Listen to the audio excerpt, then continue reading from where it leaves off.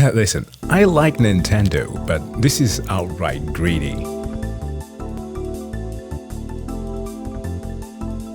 How's it going, folks? Jack here. I just came off of watching the Nintendo Direct showcase and I was very positively surprised, as in terms of like the title releases, soon to be released and of course in the works, there were just a shit ton of good stuff. Nintendo's own suite of games had everything from a brand new Mario Kart and Jamboree that are sure to ruin friendships on what are supposed to be relaxing weekend get-togethers. The Legend of Zelda is back with some hack and slash action, as Koei Tecmo is working on a Hyrule Warrior, which I just remembered was also a thing in 2014 with the Wii U. My god. Well, we got some GameCube stuff and of course so many other additional integrations like Cyberpunk, some Silksong news. There was a version of the story that I wanted to believe and that I chose to believe. Out of nowhere, of course, came FromSoft with what I could only call a successor or spiritual successor to Bloodborne, because Sony aren't going to do jack about that franchise,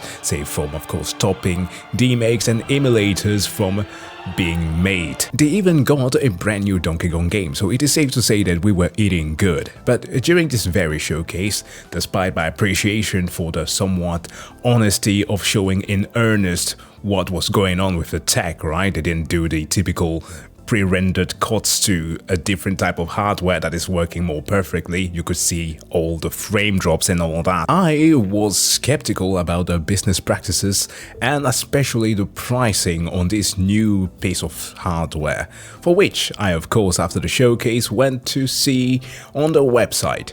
And man, and not only is the device first available at like $450 US, you can buy it in a bundle that includes Mario Kart World for $500 whole dollars.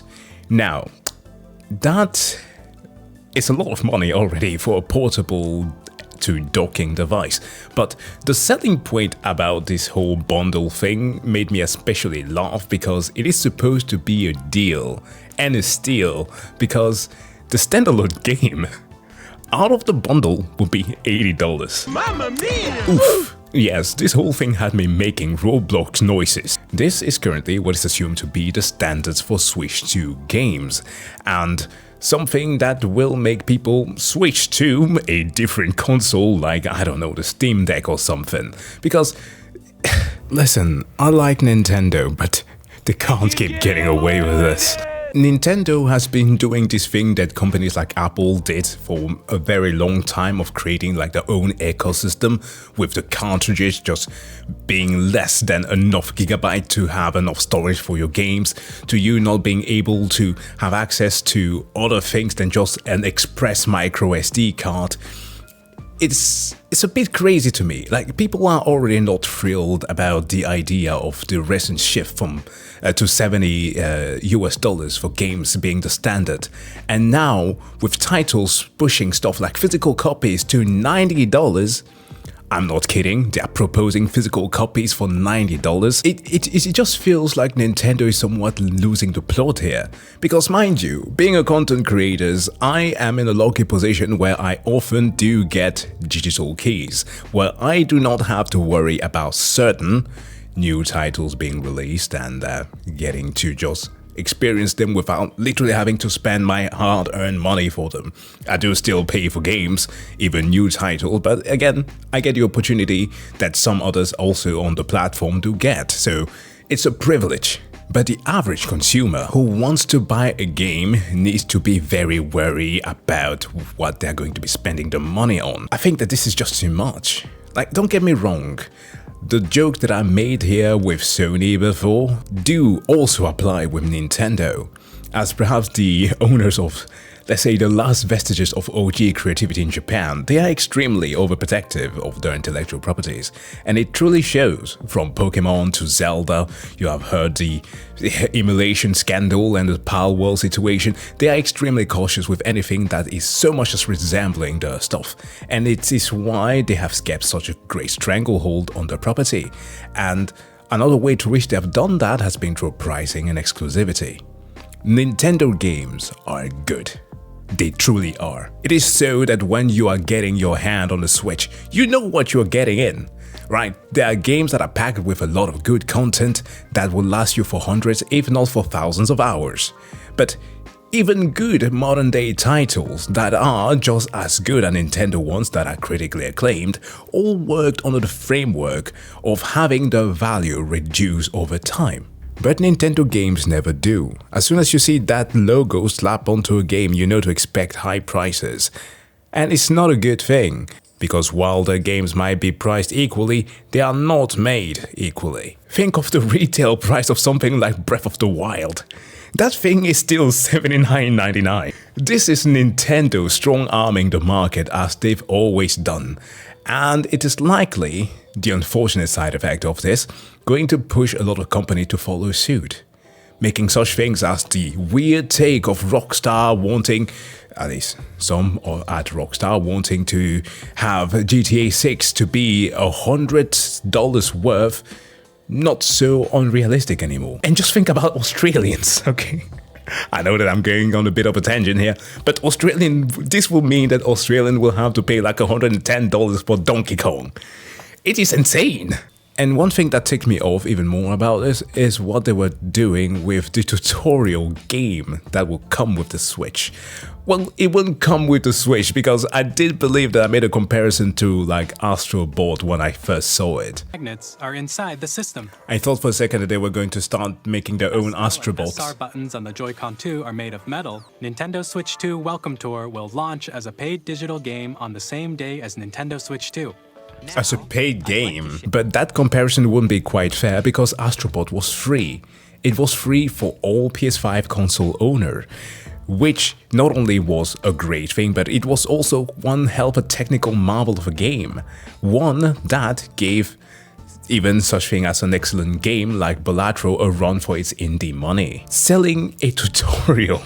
It's just crazy to me, like I don't know how else to put it. And we can of course keep worrying even more as Nintendo has of course confirmed that some of the Switch 2 game cards will only include download keys, for which of course, please, for the love of God. Oh no, then they're going to be selling keys instead. The Nintendo Switch 2 edition of Super Mario Party Jamboree. No! No, we didn't want this. Nintendo, please, I want to own my games. There really is no excuse for Nintendo to be doing something like this. This is terrible, and even if just a fraction of the Switch 2 games did this, Nintendo should absolutely have prioritized better storage for their cartridges. But no.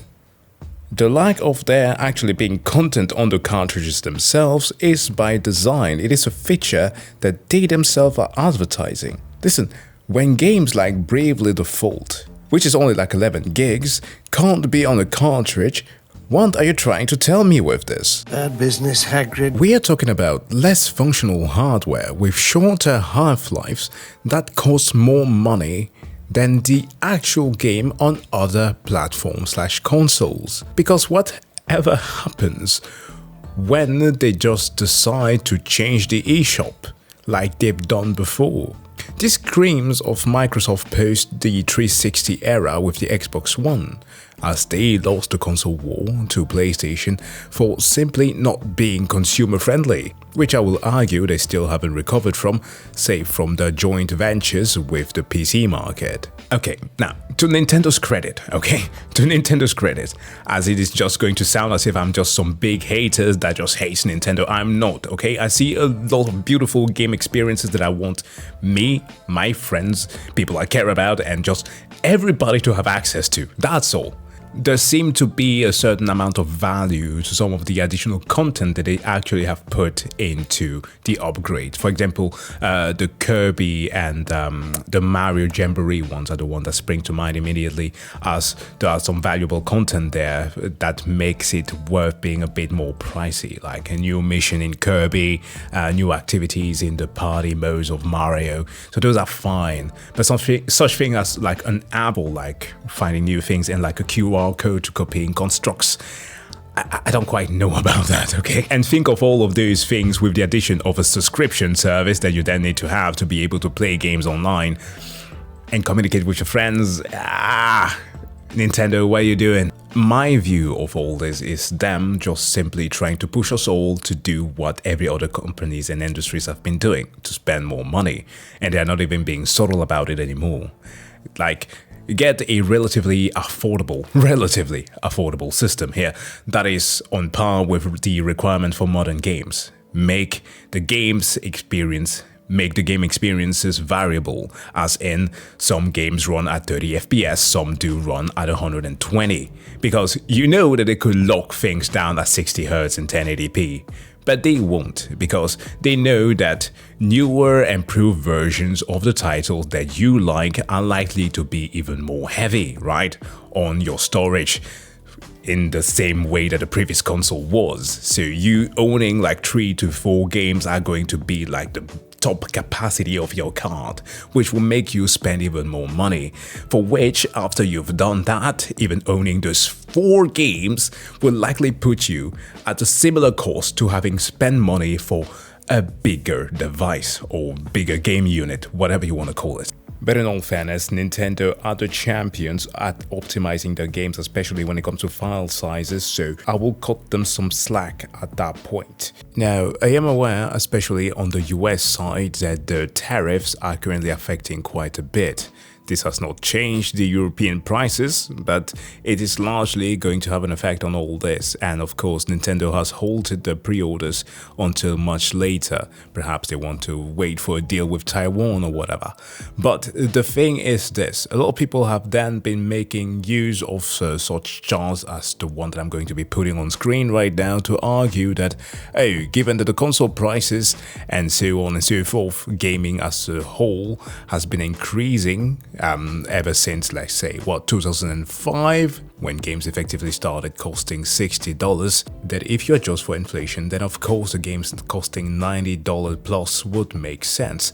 But I would like to remind you that, sure, that might be the case, but back then those were full releases. We aren't talking about keys, things that possibly will require upgrades, wherein Nintendo can go and alter the game that you own however they see fit, patching the game to a state that you might not like.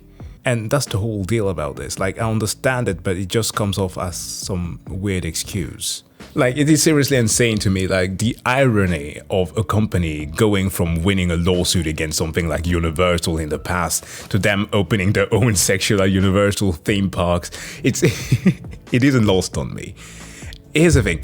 It's a shame that them bringing classics like all GameCubes and Game Boy games will come along with a same pricing strategy that we used to have in that era. It sucks. And I don't think that this event is going to lead them to have like a Wii U level event here where the new CEO is going to have to take a cut from his own paycheck to keep the company afloat because of financial downturn. I don't see that happening. But with the current global situation in terms of economics and like tariffs and whatever is going on here, all that jazz, I dare think that people will reconsider what they want to spend their money on. And Nintendo, I don't know, if they are smart, might be thinking about that, but still we know that there are some people who are just way too locked in and might not care. But guys, let me know your thoughts about this. What do you think about all this? I personally think that it's way too much, and Nintendo has been very not customer friendly. They do make amazing games, but the company itself is it's not good. It's not good in the way that they operate. But yeah, let me know your thoughts in the comment section below, and yeah, like and also subscribe if you want to see more. That being said, I wish you all to have a wonderful day and see you guys in the next one.